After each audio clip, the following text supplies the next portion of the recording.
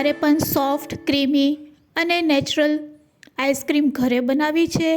Hello friends, welcome to kitchen art. Friends, આજે આપણે બજાર જેવી ચીકુ આઈસ્ક્રીમ ઘરે બનાવતા શીખીશું. ના તો ક્રીમ વાપરશું, ના તો મલાઈ વાપરશું, ના તો કોઈ કેમિકલ્સવાળા એસેન્સ વાપરશું. તો ચાલો બધી ટ્રીક અને ટિપ્સ સાથે જરા પણ આઈસ્ક્રીમમાં ક્રિસ્ટલ ન રહે તે રીતે આજે આપણે આઈસ્ક્રીમ બનાવીશું. ખાવામાં એટલી ટેસ્ટી લાગશે કે બાળકોની ફેવરેટ બની જશે. અને જો એકવાર મારી શીખારેલી ટિપ્સ સાથે તમે આઈસ્ક્રીમ બનાવશો તો વારંવાર આ રીતે જ ઉનાળામાં તમે આઈસ્ક્રીમ બનાવવાનું પસંદ કરશો. તો ચાલો બધી ટ્રીક અને ટિપ્સ સાથે રેસીપી શરૂ કરીશું. રેસીપી સારી લાગે તો લાઈક અને શેર કરજો. મારી ચેનલ ઉપર નવા હોય અને મારી ચેનલને હજુ સબસ્ક્રાઈબ ન કરેલ હોય તો સબસ્ક્રાઈબ કરી બાજુનું બેલ બટન દબાવવાનું ભૂલશો નહીં. તો અહીંયા સૌથી પહેલાં આપણે મિલ્ક પાવડર લેવાનો છે. જો તમારા ઘરે ફેટવાળું દૂધ ન આવતું હોય તો મિલ્ક પાવડરનો ઉપયોગ કરવાનો છે. દૂધ પાતળું હશે તો પણ એકદમ સરસ ટેસ્ટી આપણી આઈસ્ક્રીમ આ મિલ્ક પાવડરથી તૈયાર થાય છે. તો મેં 10 રૂપિયાવાળા 2 પેકેટ લીધેલા છે મિલ્ક પાવડરના. તેમાં 1 કપ જેટલું આપણે દૂધ લઈ લેશું. અહીંયા મેં ઠંડા દૂધનો ઉપયોગ કરેલો છે. અને બસ આ રીતે આપણે પાવડરને દૂધ સાથે મિક્સ કરી લેશું અને સરસ પાવડરની પેસ્ટ તૈયાર કરશું. તો અહીંયા મિલ્ક પાવડરની સરસ પેસ્ટ તૈયાર થઈ ગઈ છે, તમે જોઈ શકો છો. આ રીતે સારી રીતે ફેટવાથી મિલ્ક પાવડર છે એ દૂધ સાથે સરસ મિક્સ થઈ જાય છે. હવે આપણે તેને સાઈડમાં રાખી દઈશું અને એક વાટકીમાં આપણે 10થી 12 નંગ કાજુ લેશું. આ કાજુના ટુકડાને પણ આપણે દૂધમાં પલાળીને રાખી દઈશું 15 મિનિટ માટે. જો સમય ઓછો હોય તો ગરમ દૂધમાં તમારે કાજુને પલાળી તેની પેસ્ટ તૈયાર કરી લેવાની. હવે આપણે ગેસ તરફ જઈશું અને એક કઢાઈમાં આપણે દૂધ ગરમ કરી લેશું. તો અહીંયા મેં અડધા લીટર જેટલું દૂધ લીધેલું છે. આ દૂધને આપણે ઉકળવા દઈશું અને દૂધ સારું એવું ઉકળવા લાગે અને થોડુંક દૂધ ઓછું થાય ત્યાર પછી આપણે જે મિલ્ક પાવડરની પેસ્ટ બનાવીને રાખેલી છે તે એડ કરવાની છે. તો તમે જોઈ શકો છો દૂધ સારું એવું ગરમ થઈ ગયું છે. તો આ રીતે દૂધમાં એકવાર ઉભારો આવે પછી જ આપણે મિલ્ક પાવડરની પેસ્ટ એડ કરવાની છે. મિલ્ક પાવડરની પેસ્ટ બનાવીને તમે એડ કરશો તો મિલ્ક પાવડરના ગઠ્ઠા પણ નહીં બનશે અને ઝડપથી મિલ્ક પાવડર છે એ દૂધ સાથે મિક્સ થઈ જાય છે. બસ હવે આપણે જે કાજુ બદામની પેસ્ટ બનાવેલી છે તે પણ આપણે એડ કરી દઈશું. સાથે 4 ચમચી અહીંયા બુરું એડ કરશું, એટલે કે ખાંડનો પાવડર એડ કરશું. તમે ખાંડ પણ એડ કરી શકો છો અને સાકર પણ એડ કરી શકો છો. તમારા સ્વાદ મુજબ તમારે એકાદ ચમચી વધારે એડ કરવી હોય તો પણ કરી શકો છો. બધી વસ્તુ સરસ રીતે આ રીતે કૂક થઈ જાય તે રીતે આપણે દૂધને ફરીથી ગરમ કરીશું. 2 થી 3 ઉભારા આવે એટલે આપણે ગેસની ફ્લેમ બંધ કરી દેવાની છે. તો હવે તમે જોઈ શકો છો દૂધ આપણું સરસ એવું ઘટ થઈ ગયું છે અને તેમાં 2 થી 3 ઉભારા પણ આવી ગયા છે. આ રીતે સતત હલાવતા દૂધને આપણે ગરમ કરવાનું છે. દૂધ સારું એવું ગરમ થઈ જાય એટલે ગેસની ફ્લેમ બંધ કરી દેવાની છે. તો હવે આપણે ગેસની ફ્લેમ બંધ કરી દઈશું અને દૂધને ઠંડુ થવા માટે રાખી દઈશું. દૂધ ઠંડુ થાય છે ત્યાં સુધી આપણે ચીકુ લેવાના છે. તો આ ઓર્ગેનિક રીતે પાકેલા ચીકુ છે એટલે તેનો કલર થોડોક અલગ છે. તો 5 થી 6 નંગ આપણે ચીકુ લેવાના છે અને ચીકુની ઉપરની છાલને આપણે પહેલાં દૂર કરી લેશું અને છાલ દૂર કર્યા પછી તેના આપણે ટુકડા કરવાના છે. તો સૌથી પહેલાં આપણે બધા ચીકુમાંથી આ રીતે છાલ દૂર કરી લેશું.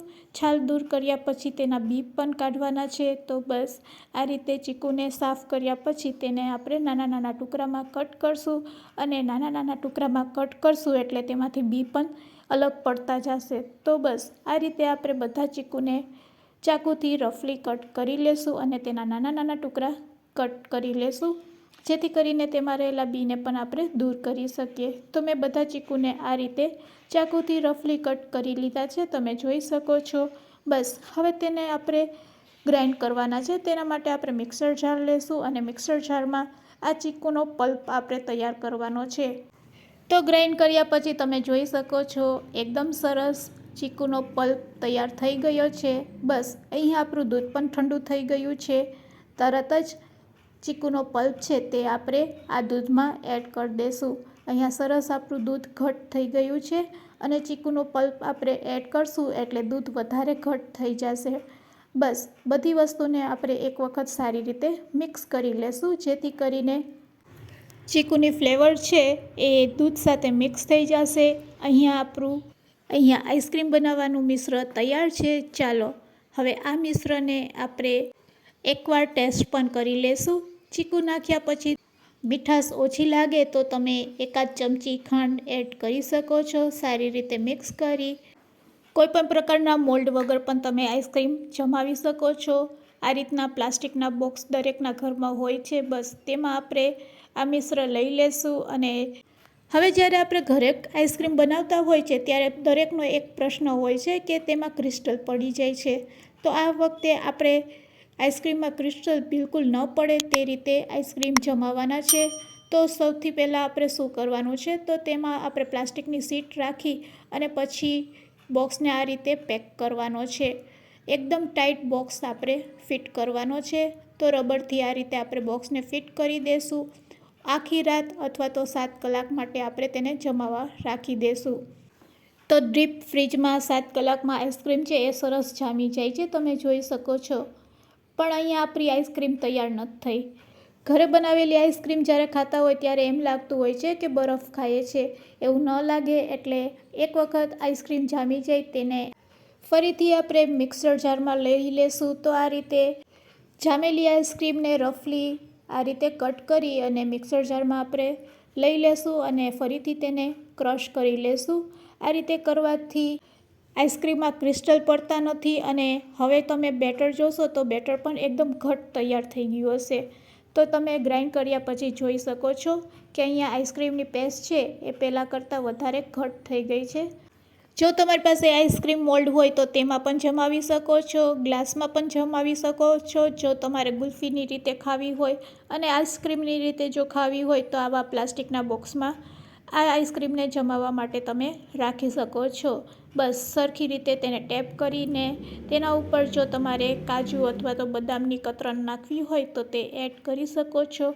ફરીથી તેને પ્લાસ્ટિકની શીટથી કવર કરી લેશું. એકદમ ટાઈટ બોક્સને આ રીતે પેક કરી દેશું.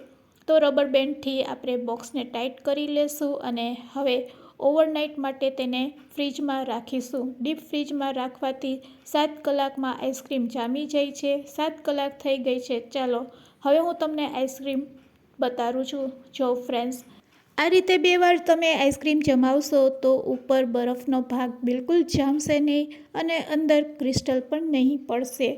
એકદમ સ્મૂધ, ક્રીમી, નેચરલ ચીકુ આઈસ્ક્રીમ તૈયાર છે સર્વ કરવા માટે. આ રીતે તમે બનાવશો ઘરે તો બાળકોની ફેવરેટ બની જશે અને બધાને ખૂબ જ ભાવશે. તો નેચરલ રીતે ચીકુ આઈસ્ક્રીમ બનાવવાની બધી ટ્રીક અને ટિપ્સ આજે મેં તમને શીખવાડેલી છે. જો તમને વિડીયો થોડોક પણ યુઝફુલ લાગે તો શેર કરવાનું ભૂલશો નહીં. અને મારી ચેનલને સબસ્ક્રાઈબ ન કરેલ હોય તો સબસ્ક્રાઈબ જરૂરથી કરી લેજો. આ આઈસ્ક્રીમને આપણે બદામની કતરનથી ગાર્નિશ કરશું અને સર્વ કરશું.